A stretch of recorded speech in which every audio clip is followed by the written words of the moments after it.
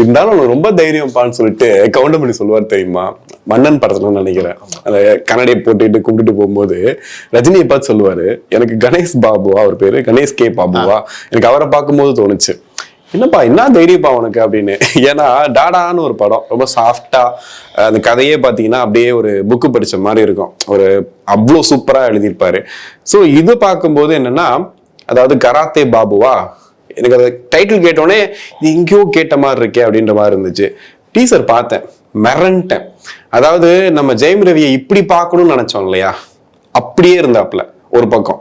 இன்னொரு சைடு பாத்தீங்கன்னா அந்த கராத்தே பாபுன்ற டைட்டில் அது யாரை சொல்றாங்க அப்படிங்கிற மாதிரி யோசிக்கும் போது, இப்போ அமைச்சராக கூடிய சேகர் பாபு அவருடைய ஒரு பேர்னு வச்சுக்கலாமே, கராத்தே பாபு அப்படிங்கிறத வச்சுக்கலாம், ஓகே அப்படின்னு.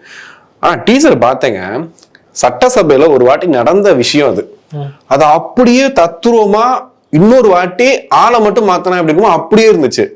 அந்த கட்சி கொடி, இந்த படத்தை இயக்கியவர் மாண்புமிகு கணேஷ், எல்லாமே பாத்தீங்கன்னா ஒரு மாதிரி வித்தியாசமா ஒண்ணு பண்றாருன்னு தான் தோணுது.